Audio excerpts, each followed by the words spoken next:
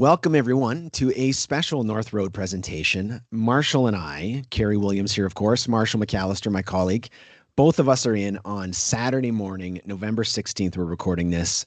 Why are we in on our day off, Marshall? Well, over the last week, the financial news in Alberta has absolutely blown up. Yeah. Why don't you fill everybody in on what they're probably seeing in the news, and then today we can talk a little bit about the details that we're hearing. Well, there's been a big announcement from the Alberta government in connection to the Alberta Investment Management Corporation. And you and I would like to kind of make some comments about what we're seeing, what we're reading, and provide a little professional perspective on the news.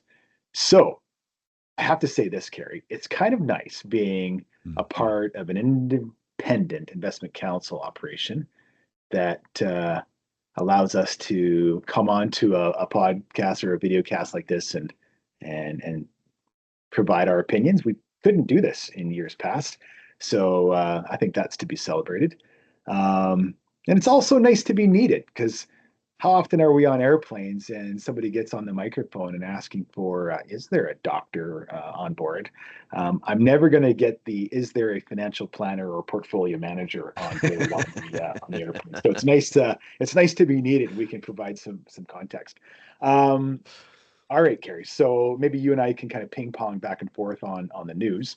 The Alberta government has fired the entire board of AIMCo, and as well has fired the executive team of AIMCo. And that, I believe, happened on November the 7th. This is a big deal. This would be as big a deal as if Justin Trudeau would have come into the Canada Pension Plan Board, firing the executives as well as the board. If that would have happened in Canada, there would have been no bigger story except for Taylor Swift's entrance into Toronto this week. But it would have been huge. So in Alberta, this is a really, really big story. So Cary, let's talk a little bit about who is AIMCo and what are they meant to do?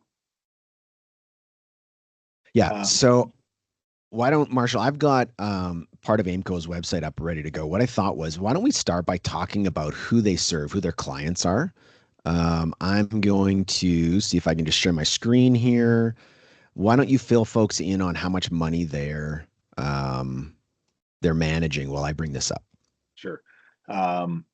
So AIMCo invests money for the Alberta government, as well as for pension plans connected to public employees, and they also manage endowment funds. So we all know of the Alberta Heritage Trust Fund, a fund that was set up in 1976.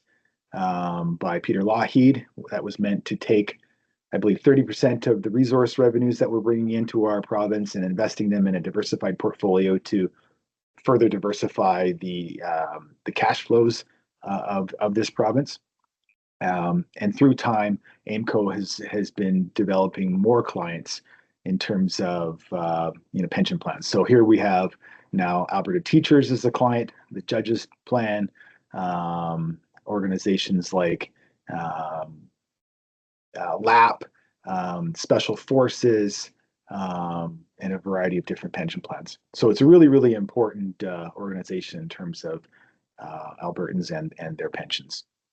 They also invest money for the Alberta government. So there's a variety of pools that have a specific mandate, and a lot of these pools would be invested in short-term and money market securities. So those are kind of the three different categories of AIMCo's objectives. What we've read recently is at the end of the year, I believe $160 some odd billion of investments under management at AIMCo, which is a huge amount of money. One of the biggest pots of money in the world. Cary, do you know how big it is compared to other funds? I believe they're the sixth largest in Canada. So okay. CPP, very well respected around the world, one of the largest in the world and one of the most respected. But Caisse de Depot, which is out of Quebec, is about 450 billion as an example. So I'm going to mention Case to Depot a number of times today because I think there's some parallels potentially for the future as to what's being thought about at the political level. But that gives you an idea. So let's say Case to Depot open investing for roughly 60 years is about 3 times the size of AIMCo, approximately. So you think AIMCo has been around, I think, just over a decade, Marshall, and has added Alberta teachers recently in the last few years. So that's a pretty significant pot of money for an organization that hasn't been around that long. You're saying AIMCo hasn't been around that long? Yeah, right. AIMCO as an organization was started was it 15 years ago? That I don't know. Okay, I'll look it up. You keep talking. Okay, so let's talk about why this news is happening. So we're reading that the Alberta government um, has stated that the returns of AIMCo has been um, not beating their benchmark, and they think that they can get better returns, as well as costs being an issue. So there's a few things that we need to talk about today in terms of returns. When we look at the returns of AIMCo in general, we can look at the returns of the entire funds under management as well as the balance fund, which would be a representation of many long-term mandates that they're managing for pensions. So we're seeing that the returns for 2023 for AIMCo come in at 8%, and that being lower than their benchmark of 9.3% for that calendar year. Um, when we're thinking about returns of investment strategies, there is never one portfolio strategy that's going to beat the benchmark every year in and out. Um, and when we look at the returns of AIMCo's fund over longer periods of time, we don't see that they're dramatically underperforming their benchmark. Um, so I guess yeah, it's looking at some of these numbers that we have on the screen. Their 10 years annualized return 7.3%. I mean that's a pretty decent rate of return over the last 10 years. And even though other asset classes have done better in 2023, um, I don't think the performance of AIMCo is really the kind of the leading story here. Um, Yeah, I think one of the Marshall, when we talk to our clients, we really highlight almost in every meeting, we can't focus on 1 year's returns. They Yeah, don't relate to our long-term objectives. There's so much variance in markets as to what markets are trying to price in and trying to do in allocating to different types of investments, and yeah, that 1 year is noise in that's our right. world, and it should be in their world as well. Yeah. We'll look at the Edmonton Oilers having a fantastic season last year. Um, they should have started this year's season winning every game, and being top of the league. Well, they're not, and it's impossible for us to buy performance from our professional hockey team as well from the best investment managers that we can find to work for the Alberta government, or at AIMCo, I should say. Yeah, agreed. So performance lagging recently seems to be fine overall. I looked at performance to the end of June for both AIMCo and Case to Depot, both approximately the same for the last 10 years. So, Yeah. roughly in line with some peers at the very least. Let's talk about costs, Marshall. I would say that obviously the firings were done by the province and by politicians. I would say that from the rollout of the news around this, the folks involved in the firing absolutely nailed it because they know that Albertans do not love the idea of wasted public money, Oh yeah, you're absolutely right. right? And yeah, I feel like the government is actually on the mark here. And let me just kind of highlight some things that I've read. Some of the things that was in the Financial Post as well as the Edmonton Sun. We're hearing that employee count at AIMCo since 2019 to 2023 increased by 29%. Wages and benefits over that same period grew by 71%. Um, in connection to that, we're reading that third-party management fees, so other organizations that are managing funds in connection to AIMCo, so people that we're hiring to do, which I have no problem as a premise, absolutely not. Um, those fees have doubled since 2019 to 2023. So there's less internal management in AIMCo, more external management.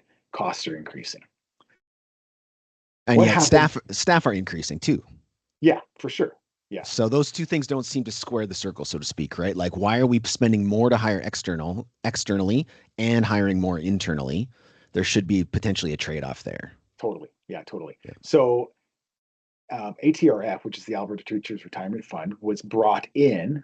I'm I'm going to say reluctantly. I don't think there was anybody um, in the education system that was screaming for this change to be made, but it was made, and I don't think it was an evil move by our government. It was probably done with balanced intentions. So if one of the intentions was, listen, ATRF, get into AIMCo, this pool, because it's larger, we can manage these funds with lower costs.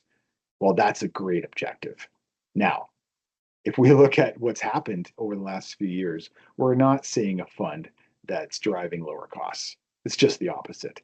Um, Cary, tell me what happened in New York. Yeah, I think for you and I, Marshall, you and I both had this sort of visceral emotional reaction as we look at having our own growing practice where we're, putting out onto LinkedIn that we're hiring and we're thinking about what do we do with space and how do we bring in more folks in our world because we're Yeah, booming. We read this article about AIMCo's new, I guess not new, AIMCo's office space in New York, where they went to the cream of the crop, one Vanderbilt, in order to get space at $247 per square foot. yeah, I mean, roughly that's 10 times what you're going to pay here. yeah. Maybe For not great exact, but space, yeah, great space in Edmonton. Just the lease rate, $20 to $30. You're going to get a great space. Um, do we need to have luxurious office space for the agents of AIMCo in our global offices? Absolutely not. And this really rubs Albertans the wrong way. Um, Speaking from two Albertans that are on the call.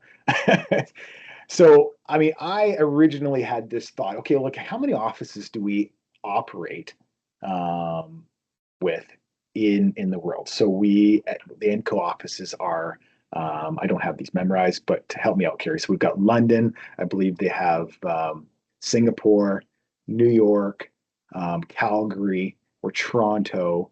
Um, are we in Oslo? I'm going to try and bring it up right now as you talk through it. Okay.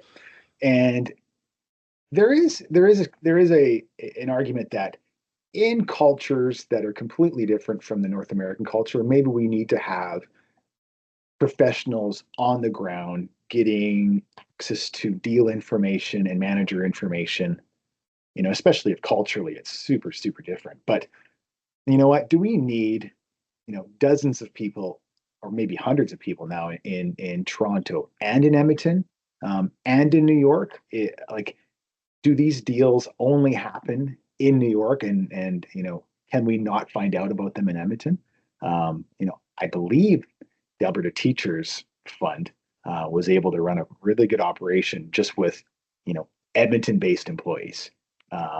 So yeah, I'm not saying we shouldn't have offices in other places. Like we would look at Canada Pension Plan, they have even more offices. I mean, they're in Hong Kong, they're in Shanghai, they're in Sao Paulo in Brazil. Like probably double the offices that AIMCo has. So I guess I'm not going to hammer too hard on that, but yeah, can we just be a bit more cost conscious in terms of how the Alberta government or how this Alberta money should be managed? Yeah, I'll take the devil's advocate on that, Marshall, because I think there's an approach at a certain level within the pension world that says the pension investment style is changing and needs to change, and it needs to be focused on private assets and private infrastructure and private real estate all over the world to be diversified. that the assets that are going to align with the liabilities for the pensions and get the highest returns are going to be private. And as a result, those private deals come through private channels, and you need to have offices where those private deals are being originated. Yeah. And if you want to run with the big dogs, so to speak, you have to be willing to be in the pack. Yeah. And I think there are folks in the pension world who would make that argument. Um, so I think that Yeah. drives us towards some conversation on philosophy at the very least. Totally. Like, what should we be investing in? What do we want our pensions to be doing with the money on the investment Right. side?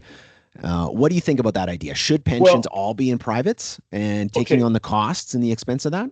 Well, we look at the allocation, the mix right now at within the balanced fund at AIMCo, end of the year of 23, we're seeing that 38% of the fund is now in private markets. So this is private real estate, infrastructure, private equity, things that mums and dads have a hard time investing in.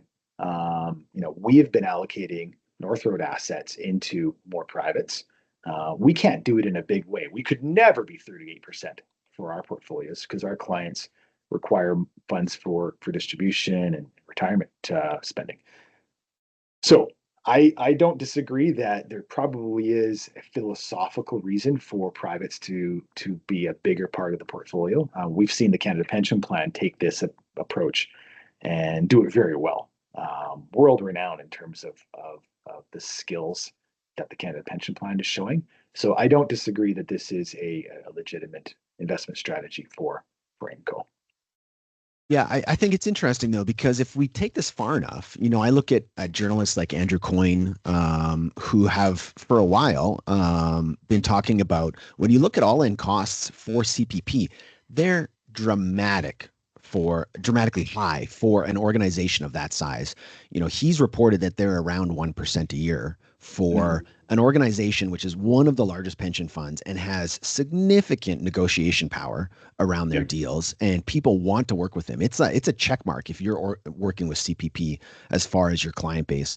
So, this idea that costs are the problem, and yet we feel, within this conversation at the very least, that an organization like AIMCo should be pushing towards privates, the costs are not going to come down. If privates are a significant portion of the portfolio, costs are not going to come down. They're going to go up if CPP is any indication. So Yeah.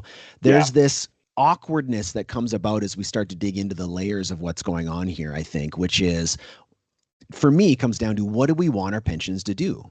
Do we want them to be investing in, like every other major pension in the world, which means higher costs? Do we want them to be taking a different tact and keeping costs down?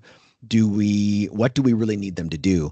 And some of this to me comes down to what's the actuarial needs of the members of the organizations for which they manage money, less Yeah. so what's the benchmark, and are our costs are we being provided value versus some other benchmark that's out there, Yeah. and how much risk they're taking. And then that would be impossible for um, a journalist to pick up that message and put it out into the community and have it understood. Like, what's the volatility? What's the Sharpe ratio? Like, it's impossible. Um, and I would guess that there's great work being done for volatility research and risk management at AIMCo.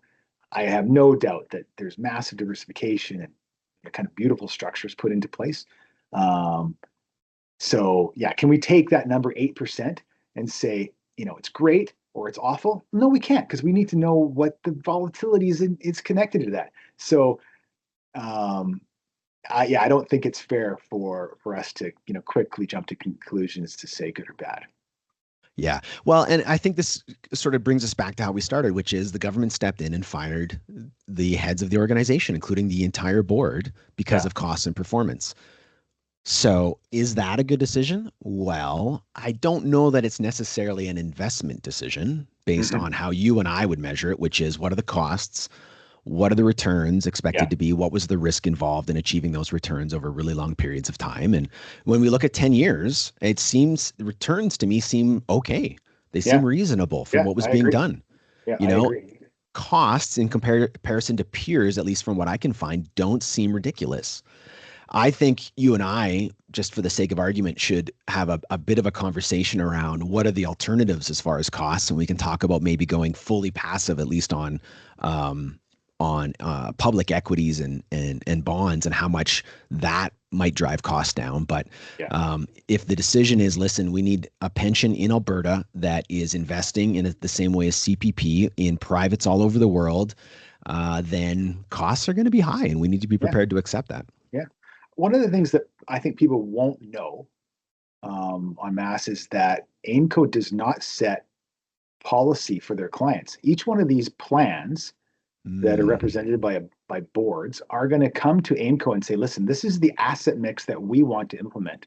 And it's up to AIMCo then to implement the allocations and then manage the strategies. So if ATRF comes to AIMCo and says, you know what, I want 90% privates, well, that's what they're going to do.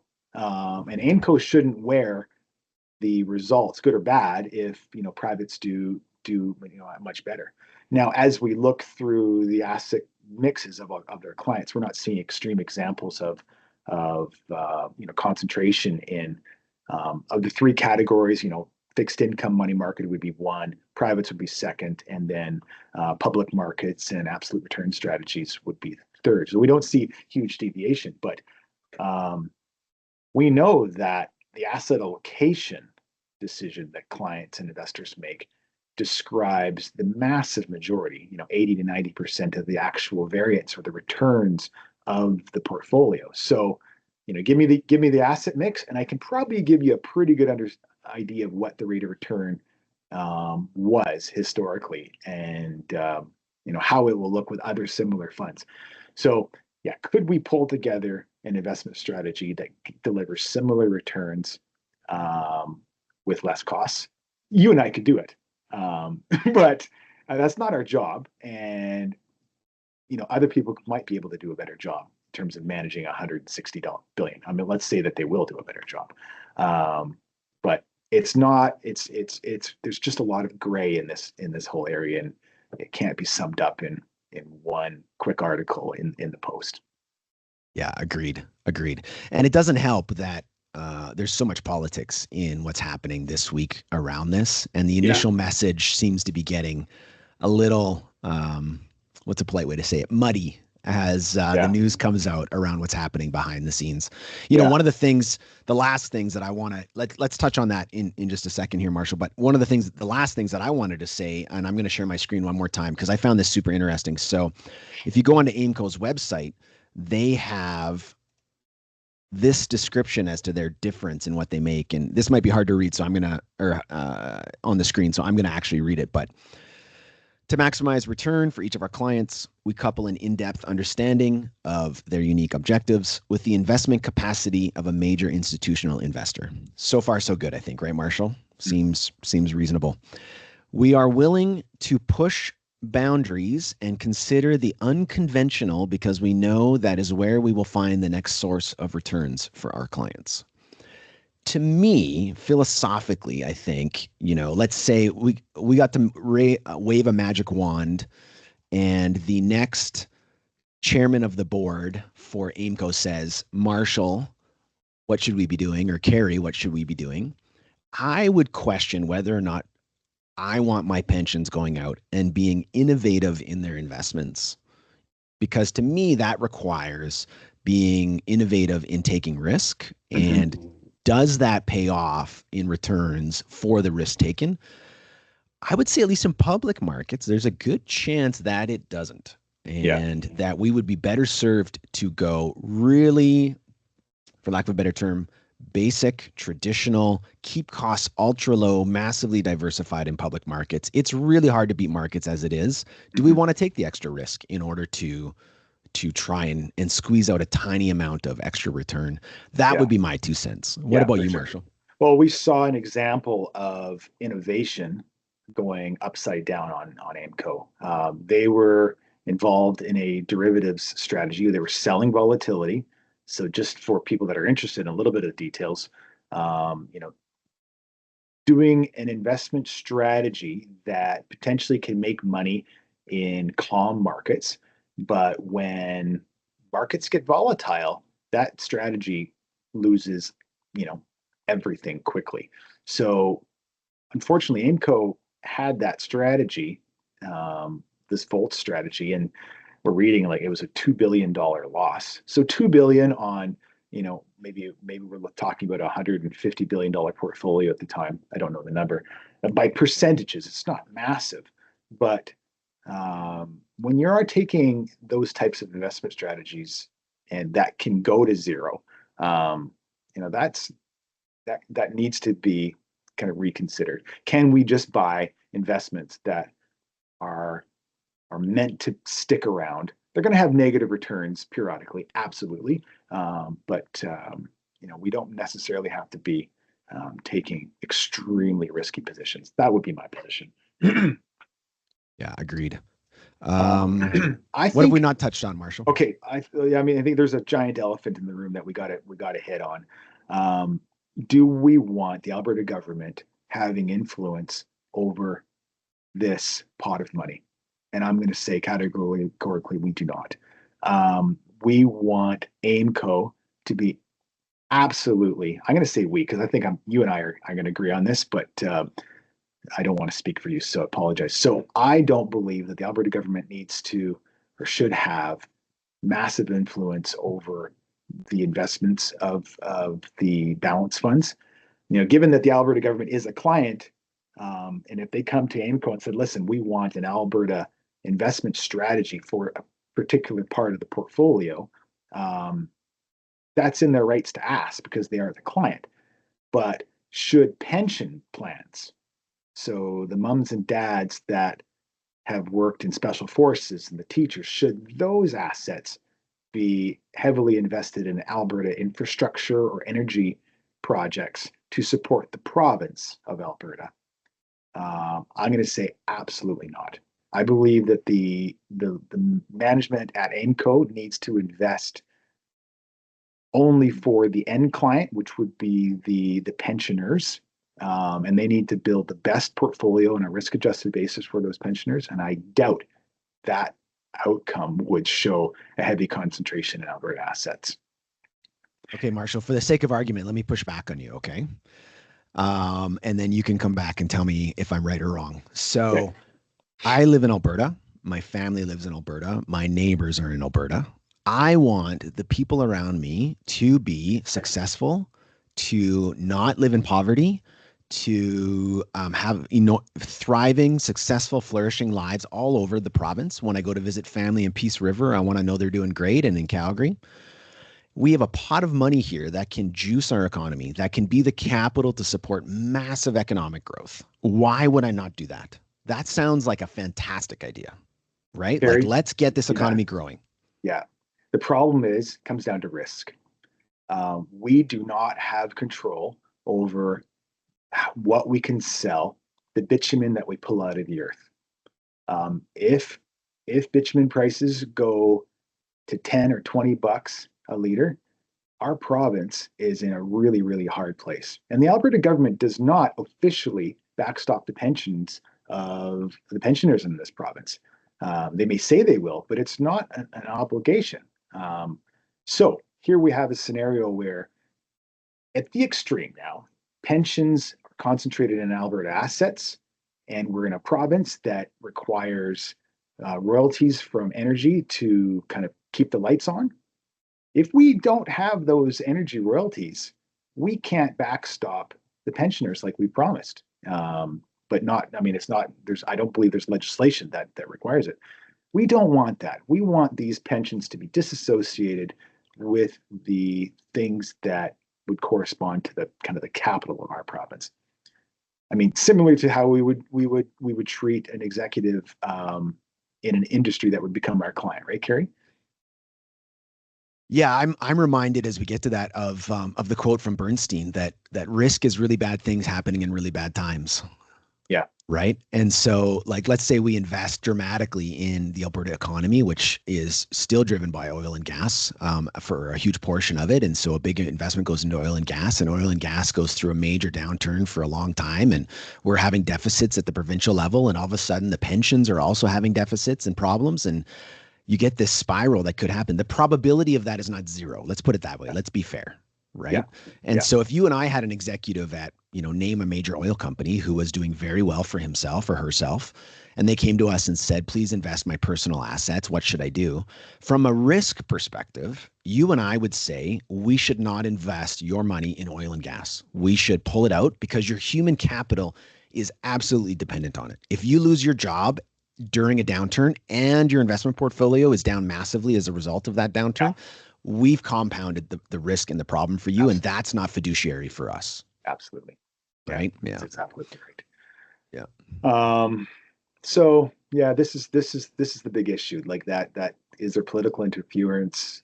Will it continue? Do we want this to be, completely separate? I think we do. And we're going to see how this is going to play out in the next few days and few weeks. Yeah.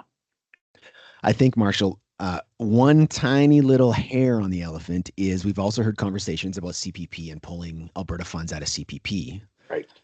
So we don't know what that's going to look like. We don't know if it'll ever happen. But, this makes me a little nervous for that situation. You've got a government stepping in on another form of pension, changing governance, and now we're talking about adding even more dollars there. What does that look like? That's right. So I think this compounds the challenges. Yeah, I personally do not support an Alberta pension plan. I want Albertans to stay with Canada Pension Plan.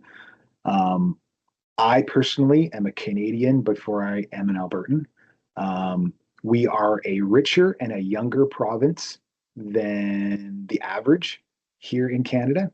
And you know what? We need to celebrate the fact that we are going to be net contributors financially to the Confederation than takers. And given that statement, I'm fully behind the Canada Pension Plan, and I will not support a provincial plan. I'm really excited because this video is going to blow up and go viral as we get 100 hate mail comments on our YouTube channel as a result of this. Awesome. Yeah. The joy of being independent, right? That's right. Okay, let's finish up, Marshall, by saying I sort of mentioned the idea earlier. Magic wand time. His Honorable former Prime Minister Stephen Harper is added as chair of AIMCo, as we're hearing in the news. He says, look, obviously is watching our YouTube channel and comes to Marshall and Cary, and he says, okay, guys, what do I need to do here? What are the one or two or three things that you really would love to see changed or improved on at AIMCo? Okay, well, I think first we have to see the executive team be like organized and stable. There's been a massive amount of turnover in that organization. That has to change. I think management needs to look hard at the costs associated with running that organization. These finance professionals will be paid well for the work that they are doing. Do we need dozens of people earning, over $1 million or $2 million a year? That's a tough question that needs to be posed. Can we run this organization paying people well, but not in the millions? Do we need expensive offices all around the world, or can we run this organization with a handful of offices, primarily focused on Edmonton and maybe Calgary, and then in offices in Asia, maybe South America, where we don't have a cultural connection to deal flow. And I think there needs to be a very big wall built between the government and the decision makers of AIMCo and how investments are made. Cary, what did I miss? Is there anything that you disagree with there, or what can you add? Yeah, you know what? The one thing I would add, I mean, I agree with you. Obviously, you and I are 95% of the time in alignment with most of what we think about investing. The one thing I would add is, for you and I, at the very least, we really believe that massive diversification in public markets can be done very cheaply. Yeah. I look at Nevada State Pension. They ran that pension with public markets. They've recently added some privates and private real estate with one person owning public markets and did very, very well. And so from the perspective of keeping costs down, let's recognize this is a mid-tier pension plan. It's a big pot of money. It's important to Alberta. In arguably, I would say it's important to Edmonton to Yeah. have smart finance folks here. But let's recognize where we fit in the ecosystem and be logical about the risks and the costs we're going to take. If privates are where the opportunity is, then go and do that and spend the money. But if publics are not, then like grind these things down. They do not need to be invested actively, constantly with higher costs. Yeah. Like let's really prove that there's value there before we start paying for it. And I would say that the jury is out on whether or not that's accurate and that Yeah. can be Yeah. done. Yeah. Yeah. Yeah. And what about the idea of economies of scale? Like, is this pot of money as it gets bigger, is it always better? Um, Potentially not, Cary. Like, there's maybe a diseconomy of scale. When Taylor Swift comes into town, everybody knows this and everybody pays attention. And as these big funds get bigger and bigger and bigger, you might not be as nimble and maybe not can potentially be as creative. So yeah, I don't. Yeah, I mean, I think if scale brings cost reductions, I want all of it. If scale brings complexity and more confusion, I think I'll pass. Yeah. Or maybe even, I think we can say if it brings ego, like suddenly we're very big, so we get to do all the fancy things.